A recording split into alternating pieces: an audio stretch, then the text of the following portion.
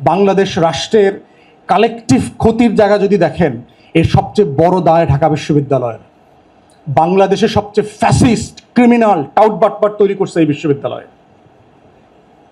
গত 30-40 বছরের এই আওয়ামী ফ্যাসিবাদ, এই বিজেপির হিন্দুত্ববাদ, বাম পতিত যে স্বৈরাচার তৈরি হয়েছে, সবগুলো এখান থেকে তৈরি হয়েছে। এখনো শিক্ষকদের একটা বিশাল অংশ হচ্ছে এই মুসলমান নামধারী হিন্দুত্ববাদী অমিত শাহ। ওর পুরো আপাদমস্তক 3.5 হাত, ওর নাম শুধু মোহাম্মদ, ওর নামে আবদুল্লাহ আছে, কিন্তু চরিত্রের ভিতরে হেমন্ত, শুভেন্দু অধিকারী, অমিত শাহর চরিত্র দেখতে পাবেন। প্রতি পদে পদে ওর চরিত্র আছে। এটা এখনো সেই হিন্দুত্ববাদী ক্যারেক্টার ধারণ করে। আজকে এত বড় একটা ঘটনাটা, মাননীয় প্রধান অতিথি ধান কাটতে কাটতে এত ব্যস্ত, যিনি আজকে আসতে পারেন নাই। ধান কাটা ভিসি না, ওনার সময় নাই বিশ্ববিদ্যালয়ের এই বিষয়গুলো আলাপ তোলা। এবং এই হিন্দুত্ববাদী শিক্ষকরাই বিশ্ববিদ্যালয়ের রিসার্চের জন্য বাজেট দেয় না, পরিকল্পিতভাবে দেয় না। কারণ তারা এখানকার শিক্ষার্থীদেরকে গোলাম কর্মচারী হিসেবে ভবিষ্যতের জন্য প্রডিউস করতে চায়। ও দুবাই যাবে, ও সৌদি আরব যাবে, ও কাতারে গিয়া কর্মচারীর কাজ করবে। ও যেন ইন্ডাস্ট্রিয়ালিস্ট না হইতে পারে, ম্যানুফ্যাকচারার না হইতে পারে, গবেষক হইতে না পারে, ও যেন নোবেল পুরস্কার না আনতে পারে, ও যেন দুনিয়া বদলায় দিতে না পারে। এইরকম গোলাম ছাত্রছাত্রী আমি এখান থেকে প্রডিউস করব। কাগজ দিব, চোতা দিব, কিন্তু ওই চোতার ভিতরে কোনো দক্ষতা থাকবে না, শুধু থাকবে বেকারত্বের অভিশাপ। পরিকল্পিতভাবে আমাদের শিক্ষা ব্যবস্থাকে ধ্বংস করে দিচ্ছে এই হিন্দুত্ববাদী শিক্ষকরা, যারা আপাতমস্তক চরিত্র হচ্ছে এক একটা হেমন্ত এবং শুভেন্দু অধিকারী, যাদের এই ইতিহাসের সাথে কোনো কানেকশন নাই, যারা আসলে ইতিহাসের এই লড়াইটা বোঝে না যে বিশ্ববিদ্যালয়টা আসলে কিসের লড়াই। তাহলে আজকে শিক্ষার্থীদেরকে, তরুণদেরকে এই প্রশ্নটা করতে হবে, যে লড়াইয়ের মধ্য দিয়ে, যেই হারিয়ে যাওয়া গৌরবকে পুনরুদ্ধার করবার জন্য শত শত বছরের সংগ্রাম, ত্যাগ, হাজার হাজার শহীদের রক্তের পরে একটা বিশ্ববিদ্যালয় হচ্ছে, সেই বিশ্ববিদ্যালয়টা আমার আগামী দিনকে রিফ্লেক্ট করবে কিনা, আগামী দিনের লড়াইটাকে বাঁচায় রাখতে পারবে কিনা। এবং জুলাইয়ে কিন্তু প্রমাণ হয়েছে ঢাকা বিশ্ববিদ্যালয়ের আন্দোলনের শ্রেষ্ঠত্ব চলে গেছে। জুলাই কিন্তু ইনক্রিজিংলি প্রমাণ করে দিয়েছে, একের পর এক গবেষণা বিভিন্ন জায়গায় আমরা দেখতে পাচ্ছি ঢাকা বিশ্ববিদ্যালয় থেকে প্রাইভেট ইউনিভার্সিটিগুলোর গবেষণায় অনেক ভালো করছে। তারা ডাক পাচ্ছে বিভিন্ন জায়গাতে, বিভিন্ন অলিম্পিয়াডগুলোতে দেখবেন ঢাকা বিশ্ববিদ্যালয়ের বাইরের টিম ভালো করছে। বিসিএস এর দখল চলে যাচ্ছে ঢাকা বিশ্ববিদ্যালয় থেকে। অতএব যারা মিথ্যা গর্বের ফাপড়ে এখনো চোখ বন্ধ করে আছে, তাদেরকে বোঝা দরকার যে তারা আসলে ওই লড়াইকে, বাঙালি মুসলমান, বাঙালি নিম্নবর্ণের হিন্দুর সেই লড়াই, শত শত বছরের নির্যাতন, বৈষম্যকে তারা আসলে আর ধারণ করছেন না, করতে পারছেন না। এবং সেটাই হচ্ছে আজকের প্রশ্ন। ইতিহাস জানা যেমন জরুরি, ইতিহাসে পড়ে থাকাটা আবার তেমনই ভুল। ইতিহাসের ভিতরে বকডাউন হয়ে থাকা যাবে না, তাহলে সেটা চেতনা হয়ে যাবে। তাহলে আজকের লড়াইটা হচ্ছে এই বিশ্ববিদ্যালয়টা কীভাবে প্রাসঙ্গিক করা যায় আগামী দিনের রাষ্ট্র বিনির্মাণে, জাতি বিনির্মাণে। জুলাইয়ের গণ অভ্যুত্থানকে ধারণ করে আগামী বাংলাদেশটা যেন সেরকম বাংলাদেশ হয়, যেই বাংলাদেশ নিয়ে 2071 সালে যখন শতবর্ষ উদযাপন করা হবে, সবাই যখন গর্বের সাথে বলতে পারে, ইয়েস, আমাকে বিদেশ যেতে হবে না, বাংলাদেশই ভালো আছি। সবাইকে ধন্যবাদ। সালামু আলাইকুম। প্রথমবারের মতো তাদের কলোনিয়াল এন্টিটি হিসেবে 1600-এ আপনারা জানেন যে ইস্ট ইন্ডিয়া কোম্পানির কথা এখানে মাসুম ভাইয়ের প্রবন্ধে আলমগীর ভাই সবাই বলেছেন, আপা বলেছেন যে কেন 1600 সালে লন্ডন স্টক এক্সচেঞ্জে ইস্ট ইন্ডিয়া কোম্পানি নামে একটা কোম্পানি তৈরি হয়েছে। এবং শুধুমাত্র আপনার ইংল্যান্ডে হয় নাই, আপনার একই নামে ডাচ ইস্ট ইন্ডিয়ান কোম্পানি ছিল, পর্তুগিজ ইস্ট ইন্ডিয়ান কোম্পানি ছিল, ফ্রেঞ্চ ছিল। ওয়াই? এবং এই গোড়ায় যদি আমাদের তরুণরা, বিশ্ববিদ্যালয়ের শিক্ষার্থীরা হাত না দেয়, ইতিহাসের এই জায়গাতে যদি নিজেদেরকে কানেক্ট না করে, তাহলে হচ্ছে ভবিষ্যৎকে বিনির্মাণ করবার যে লড়াই, যেটা আমরা নতুন বন্দোবস্ত আকারে বারবার বলছি, সেটা আসলে করা সম্ভব হবে না। 1600-এ পৃথিবীর যে অর্থনীতি ছিল সারা দুনিয়ার, সেই অর্থনীতির ক্লোজ টু 30%, 30% মতো জিডিপি উৎপাদন করত আমার এই বাংলা। এই বাংলা মানতে শুধু আজকের বাংলাদেশ না, পশ্চিমবাংলা, আসাম, এগুলো সব মিলায় যে সুবা বাংলা যেটাকে বলা হয়, হিস্টোরিক বেঙ্গল। এখন আপনি চিন্তা করে দেখেন, ইকোনমিস্টরা বলছে যে বর্তমানে আমেরিকা এবং পশ্চিমারা যে লেভেলের ওয়েলথ অ্যাকিউমুলেশন করেছে, it's unprecedented in human history. এই লেভেলের সম্পত্তির অ্যাকুমুলেশন তারা যেটা করতে পেরেছে। এখন আজকে সবচেয়ে ধনী দেশ আমেরিকার জিডিপি কত? গ্লোবাল জিডিপির জায়গায় যদি ধরেন 21-22%। মানে মানব সভ্যতার ইতিহাসে সবচেয়ে বড় অর্থনীতির সাইজ এই 2025 সালের যে গ্লোবাল জিডিপি, সেখানে আজকের নাম্বার 1 ইকোনমির আপনার জিডিপির সাইজ হচ্ছে গ্লোবাল স্ট্রেংথে 21-22%। চায়না এর পরে আছে 17-19%, 20% এরকম কাছাকাছি একটা জায়গাতে। তাহলে আপনারা চিন্তা করে দেখেন যে আমরা 1600 সালে আমার বেঙ্গলের জিডিপি ছিল গ্লোবাল ওয়েলথের 30%। তাহলে এখন বুঝতে পারছেন সাদা চামড়ার চোর ডাকাতগুলো কেন ইস্ট ইন্ডিয়া কোম্পানি বানিয়েছে, এবং ইউরোপের এক দেশে না, সব দেশে। এবং এই চোরেরা কিন্তু আবার ইন্ডিয়া দেশে যুদ্ধ করতো, নিজেরা যুদ্ধ করতো। ফ্রেঞ্চ, পর্তুগিজ, ডাচ, ইংলিশ সবাই মিলে নিজেরা যুদ্ধ করছে আমার এই সোনার বাংলার যে সোনার খনি ছিল সেই খনির দখল নেবার জন্য। তাহলে এখন এই সম্পত্তির আলোচনাটা এই কারণে গুরুত্বপূর্ণ, দুইটা জিনিস বোঝা, যে বাঙালি মুসলমানের যে জাগরণের প্রশ্ন আসছে। তাহলে তখন তো আমরা তো মুসলমান ছিলাম তো এলাকায়, আমরা তো সাডেনলি হুট করে আইসা তো এখানে মানে বিদেশ থেকে ওই ইস্ট ইন্ডিয়া কোম্পানির জাহাজে করে তো আসি নাই, আমরা তো মুসলমানই ছিলাম ওইখানে, এই অঞ্চলে মেজরিটি তখনও মুসলমান ছিল। তাহলে এখানে কিছু একটা তো ছিল, মানে আমার শুধু অর্থনীতি ছিল, আমার কি তাহলে সভ্যতা ছিল না? আমার জ্ঞান বিজ্ঞান ছিল না? আমার যদি অনেক টাকা থাকে, আমার দেখবেন একটা অ্যাকাউন্টেন্ট, দেখবেন আপনি যদি খাতুনগঞ্জে যান, চিটাগংয়ের রিয়াজউদ্দিন বাজারে যান, বলা হয় যে লুঙ্গির ভিতরে শত শত কোটি টাকার মালিক তারা। বন্যা হয়েছে, পানিতে ডুবে গেছে খাতুনগঞ্জের বাজারে, বস্তা ভরা ভরা টাকা পানিতে ভাসতেছে। এখন সেই মানুষটার কিন্তু একটা অ্যাকাউন্টেন্ট আছে দেখবেন। অর্থ থাকা মানে হচ্ছে আপনার একটা আইনজীবী থাকতে হবে, আপনার একজন অ্যাকাউন্টেন্ট থাকতে হবে, আপনার ক্যাশিয়ার থাকতে হবে, এবং আপনার একটা কর্মচারী বলয় থাকতে হবে। তো আমার এখানে ইন্ডাস্ট্রি ছিল, আমার এখানে অর্থনীতি ছিল, তাহলে আমার অর্থনীতির জন্য কি আমার এখানে জ্ঞান বিজ্ঞান ছিল না?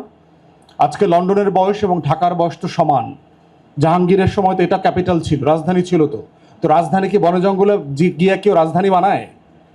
মুঘল এম্পায়ার আইসা যে ঢাকাকে রাজধানী বানাইলো, রাজধানী বানানোর একটা ন্যূনতম অর্থনৈতিক, সামাজিক, সভ্যতাগত একটা কাঠামো থাকতে হবে না? একটা মিডল ক্লাস থাকতে হবে তো শহরের, তা না হলে তো আপনি রাজধানী বানাইতে পারবেন না। আপনি গিয়ে তো ভোলাকে রাজধানী বানাইতে পারবেন না, কারণ ওইখানে গ্যাস আছে। আপনি কক্সবাজারকে গিয়ে তো রাজধানী বানাইতে পারবেন না, কারণ ওখানে সমুদ্র সৈকত আছে।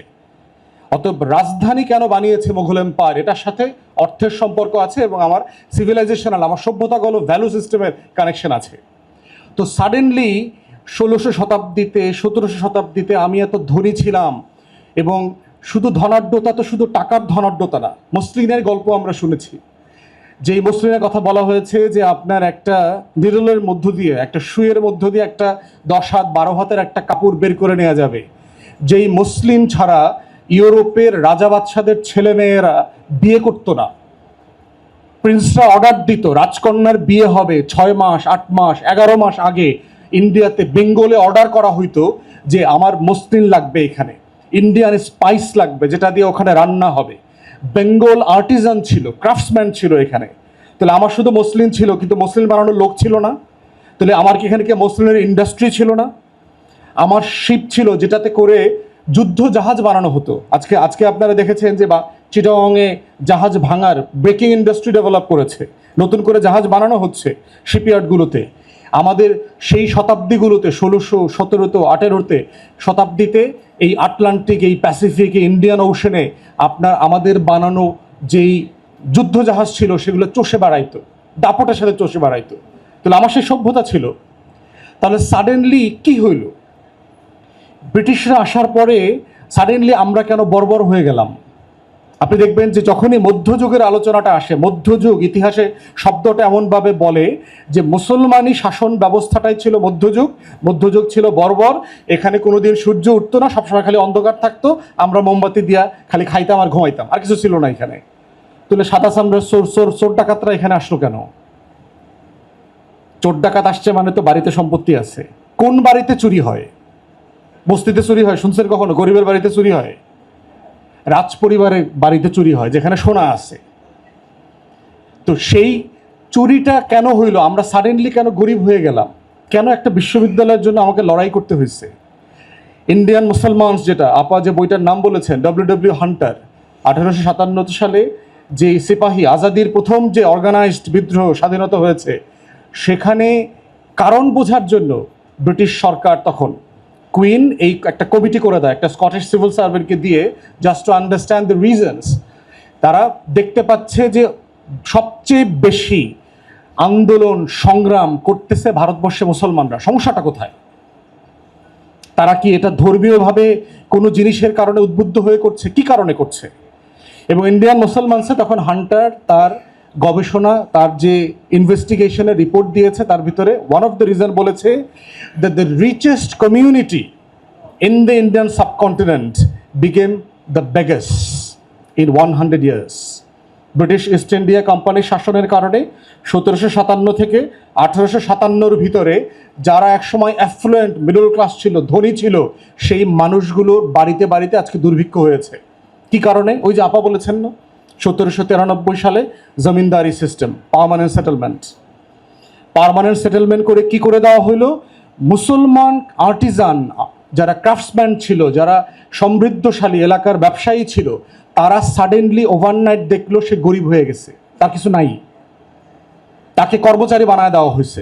আর সাডেনলি ব্রিটিশ কোম্পানির যারা এই সাদা কর্মকর্তাদের চাকর বাকর ছিল, রবীন্দ্রনাথের দাদা নানা টানা এগুলো যারা ছিল, এরা হইলো ঘোড়সাওয়ার, মানে ঘোড়ারে ক্লিন করতো। তারা সাডেনলি পার্মানেন্ট সেটেলমেন্টের কারণে শত শত হাজার হাজার বিঘা জেলার মালিক হয়ে গেছে জমিদারি সিস্টেমের কারণে। অতএব মুসলমানদের উপর যেটা হলো তখন 2 টিয়ারের কলোনাইজেশন। ব্রিটিশ সাদার বাচ্চারা হইলো উপরের বস, নিচের বস হইলো হিন্দু আপার ক্লাস, জমিদার ক্লাস, যেটা তারা তৈরি করেছে, যাদেরকে বর্ণবাদী প্রথা সিস্টেমের মধ্য দিয়ে জমিদার এবং আর্থিকভাবে সমৃদ্ধ বানানো হয়েছে। এখন সবগুলো তো কানেক্টেড। আপনি দেখবেন যে অভাবী পরিবারের ছেলেমেয়েরা লেখাপড়া করে না। কেন করে না? মানে ওর লেখাপড়া করতে ইচ্ছা করে না, কারণ ওখানে একটা টেনশন আছে যে আমার ছেলেটাকে কি আমি সকালে খেতে পাঠাবো না স্কুলে পাঠাবো। বাবা মার একটা ডিলেমা আছে, আমার মেয়েটাকে কি আমি গার্মেন্টসে পাঠাবো না আসলে ওকে স্কুলে পাঠাবো। এবং আজকের অর্থনীতির ফাউন্ডেশন দেখেন এই গরিব মানুষগুলোর লেবারের উপর দিয়ে কিন্তু আমাদের এই অর্থনীতিটা ভেঙে ভেঙে চলছে। কারণ ওই চাষি আব্দুল কুদ্দুসের নিজে চাষবাস করে, তার মেয়েটা হইলো সাভার আসলেতে গার্মেন্টসে চাকরি করে, আর তার ছেলেটা দুবাইতে ঝাড়ু দেয়, রাস্তা ক্লিন করে। একই প্রসেসে হয়েছে যে সাডেনলি 100 বছরের ভিতরে আমার মুসলমান সমাজ একদম ফকির মিসকিনে চলে গেছে। এবং আরেকটা বড় কারণ যেটা হয়েছে, দেখুন আমার একটা ধরেন মুসলিমের ইন্ডাস্ট্রি ছিল, আমার একটা কাপড়ের দোকান ছিল ঢাকাতে। আমার যখন ইন্ডাস্ট্রি কলাপস করলো, আমি যখন গরিব হয়ে গেলাম, তখন এই মানুষগুলো কিন্তু আর শহরে থাকতে পারলো না, তারা গ্রামে চলে গেল। 1947-এ মুসলমানদের সম্পত্তির সংখ্যা আর জনসংখ্যার দেখবেন রেশিও মেলে না। 47-এ যখন পাকিস্তান হইল, ঢাকা শহরে হিন্দু জনসংখ্যা ছিল 30% মতো, অথচ তারা ঢাকা শহরের 70 থেকে 80% জমি জমা সম্পত্তি বাড়ি ঘরের মালিক ছিল। কিভাবে হইল? পুরান ঢাকায় যান, ঢাকা বলতে আজকে যা বোঝায় সেটা তো আজকে যেটাকে আমরা পুরান ঢাকা বলি ওটাই তো ঐতিহাসিক ঢাকা। রাস্তার নামগুলো মনে করেন তো, পুরান ঢাকার রাস্তাগুলোর নাম কি কি খেয়াল করে দেখেন তো। এটা মনে হবে যে এটা বাঙালি মুসলমানের একটা মেজরিটি শহর ছিল। এখানে একসময় রিচেস্ট ডেল্টা ছিল, এখানে আর্টিজান ছিল, ক্রাফটসম্যান ছিল, এখানে বড় বড় শিল্পপতি ব্যবসায়ীরা ছিল। মধ্য নাই, 100 বছরের ভিতরে এই পুরো জিনিস কলাপস করেছে।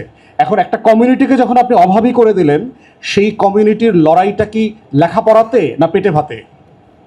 একটা গরিব মানুষের লড়াইটা কি প্রতিদিন? তাহলে জমিনদারি সিস্টেমের মধ্য দিয়ে যেটা করা হয়েছে যে আমাকে অর্থনৈতিকভাবে পঙ্গু করে দিয়েছে, এবং পঙ্গু করতে করতে এমন হয়েছে যে আমাদের ছেলে মেয়েদের আর লেখাপড়া করবার স্পেস নাই। অথচ এই অঞ্চলের মানুষদের লেখাপড়া, লিটারেচার, গল্প, কবিতা, নাটক, 16th সেঞ্চুরিতে বাংলা ভাষার যত ডেভেলপমেন্ট, এটা তো সুলতানি আমলের শাসকদের, মুসলমান শাসকদের অধীনে হয়েছে। আজকের এই বাংলা ভাষায় রামায়ণ, তারপরে হচ্ছে মহাভারতের সংস্কৃতি থেকে বাংলা অনুবাদ মুসলমানদের টাকায় হয়েছে, মুসলমান শাসকরা করে দিয়েছে। সংস্কৃত কোনো কিছুর অ্যাক্সেস তো হিন্দুদের কাছে ছিল না। ওই যে আপা বলছেন না যে বেদ মানে ধরা, গীতা ধরা তো দূরের কথা, ওইটার কোনো শ্লোক যদি কোনো নমশূদ্র শোনে ওর কান জ্বালিয়ে দেওয়া হতো, ওর কান কেটে দেওয়া হতো। ভুলে যদি কোনো বাচ্চা নমশূদ্র যবন পরিবারের সে এই সংস্কৃত শ্লোক বলে ওর জিহ্বা কেটে দেওয়া হতো। এইটা ছিল ওদের বাঙালি রেনেসাঁ। অতএব সেই জায়গায় হচ্ছে আলোচনাটা কোথায় আসছে ঢাকা বিশ্ববিদ্যালয়ে, যে আমার কলোনি আমাকে গরিব করে দিয়েছে, নতুন একটা শ্রেণীকে কর্মচারী থেকে মালিক বানিয়েছে। এরপরে হচ্ছে ফার্সি উর্দু ভাষায় রাষ্ট্র পরিচালিত হতো। যেমন ধরেন আজকে আমরা সবাই বাংলা ইংরেজি জানি টুকটাক, কালকে এসে পর্তুগিজরা আইসা, পর্তুগালের লোকজন আইসা বাংলাদেশটা দখল করে ফেললো। পরশুদিন জারি করলো যে এখন থেকে বাংলাদেশের ভাষা হচ্ছে অফিসিয়ালি দাপ্তরিক ভাষা হইল পর্তুগিজ। আমরা সবাই বেকার হয়ে যাব কিনা সাডেনলি? আপনি চিন্তা করে দেখেন তো, বাংলাদেশে যারা ডিসিএসপি আছে, সচিবালয়ে চাকরি করে, এই মানুষগুলি ওভারনাইট কি হয়ে যাবে? বেকার হয়ে যাবে না?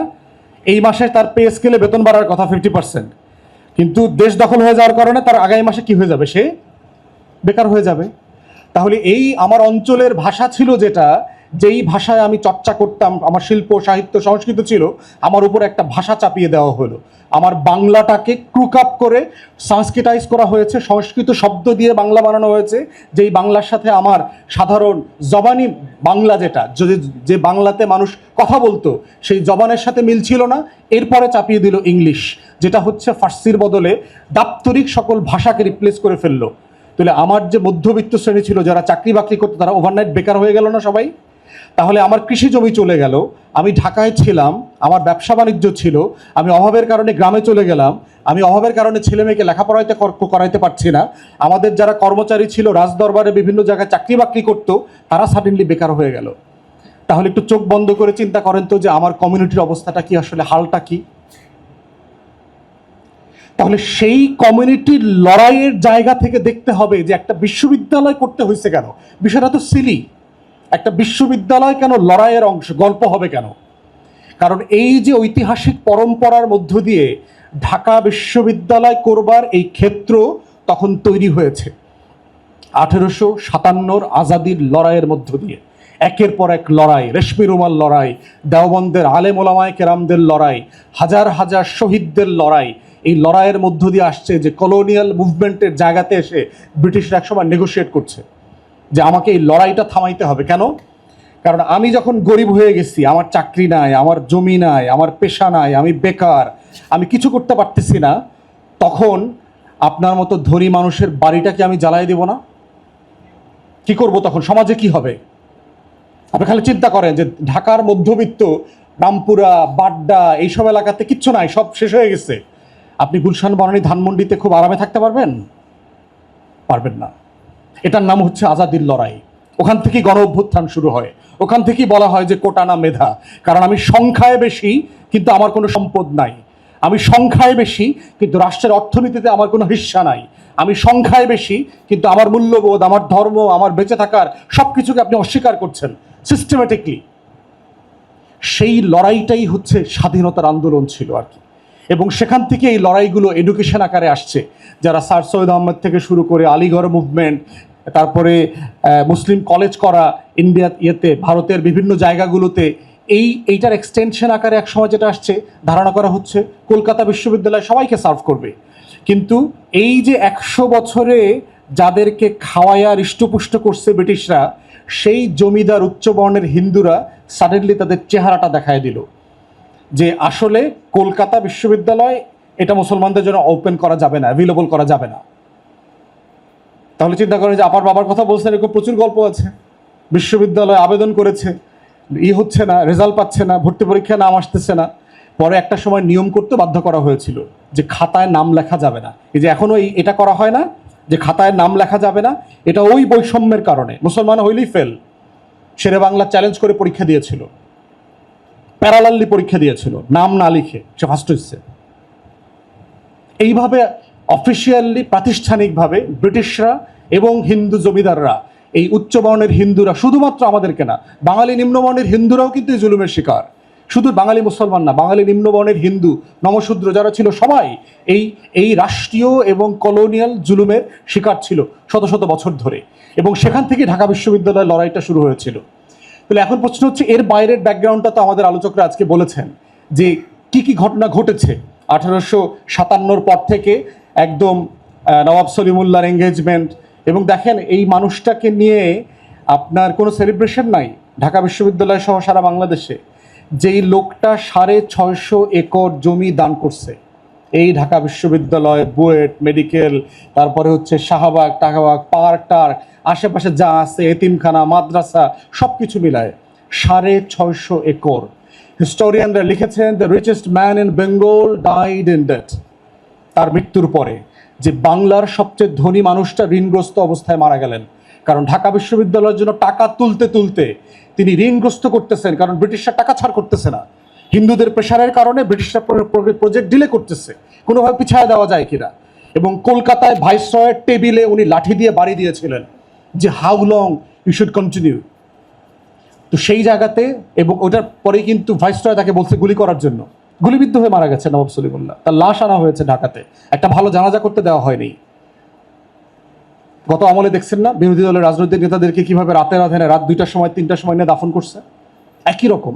এবং ওই যে হিন্দুত্ববাদী আচরণ যেটা গত শতাব্দীগুলোতে আমরা দেখেছি, একই রকম দেখেন এই বিশ্ববিদ্যালয়ে একই রকম মুসলমান নামধারীদের হাতে ওই বিজেপির হিন্দুত্ববাদী আচরণ আমাদের বোরখা পরা মেয়েরা, আমাদের নেকাব পরা বোনরা, দাড়িওয়ালা টুপিওয়ালা মাদ্রাসার ছাত্ররা একইভাবে ফেস করেছে গত দশকের পর দশক ধরে। একইভাবে সেই হিন্দুত্ববাদী ফ্রেমে মুসলমানের লড়াইয়ের ফলের যে বিশ্ববিদ্যালয়, সে বিশ্ববিদ্যালয়কে ট্রিট করা হয়েছে এবং এখনো করা হচ্ছে, ট্যাগিং করা। বাংলাদেশের সকল পতিত বাম রাজনীতি যারা করে, যারা কলকাতার আর দিল্লির গোলামি করে, বাংলাদেশে চিন্তার দাসত্ব করে, বিজেপির রাজনীতি করে, ওরা আসলে হিন্দুত্ববাদী বিজেপির রাজনীতি করে। বাংলাদেশে আওয়ামী লীগ, জাতীয় পার্টি এবং যারা বামপন্থীরা আছেন, তারা কখনো এই মুক্তির লড়াইতে এদেশের সাধারণ হিন্দু, সাধারণ নমশূদ্র, সাধারণ সনাতনী পরিবার, সাধারণ বাঙালি মুসলমানের হয়ে লড়াইটা করে নাই। এজন্যই তাদের লড়াইটা কবরস্থ হয়ে গেছে, একদম ব্যাপকভাবে কবরস্থ হয়ে গেছে। তাই আজকে এইটা আমাদের হিস্টোরিক জায়গা থেকে আমাদেরকে কানেক্ট করবার যেমন জায়গা আছে, নতুন করে কিন্তু কিছু প্রশ্ন তোলার জায়গা আছে। আজকে কি কারণে ঢাকা বিশ্ববিদ্যালয় রেলেভেন্ট? কালকে চোখ বন্ধ করে চিন্তা করেন তো, ঢাকা বিশ্ববিদ্যালয়টা শাটডাউন করে দেওয়া হলো, দেশের কি ক্ষতি হবে? চিন্তা করছেন কখনো আসলে প্রয়োজন আছে কিনা এরকম একটা বিশ্ববিদ্যালয় থাকার? সে আসলে কি পারপাস সার্ভ করে? সে আমাকে রাষ্ট্রকে কি দেয়? সে যা দেয় তা দিয়ে কি আসলে এই রাষ্ট্র ফাংশনাল কিনা? এখানকার গ্র্যাজুয়েটরা কি গত 50, 60, 70 বছরে যা প্রডিউস করেছে, এ দিয়ে রাষ্ট্রের লাভ বেশি হয়েছে না ক্ষতি বেশি হয়েছে? বাংলাদেশ রাষ্ট্রের কালেকটিভ ক্ষতির জায়গা যদি দেখেন, এর সবচেয়ে বড় দায় ঢাকা বিশ্ববিদ্যালয়ের। বাংলাদেশের সবচেয়ে ফ্যাসিস্ট ক্রিমিনাল টাউটবাটপাট তৈরি করছে এই বিশ্ববিদ্যালয়। গত 30-40 বছরের এই আওয়ামী ফ্যাসিবাদ, এই বিজেপির হিন্দুত্ববাদ, বাম পতিত যে স্বৈরাচার তৈরি হয়েছে, সবগুলো এখান থেকে তৈরি হয়েছে। এখনো শিক্ষকদের একটা বিশাল অংশ হচ্ছে এই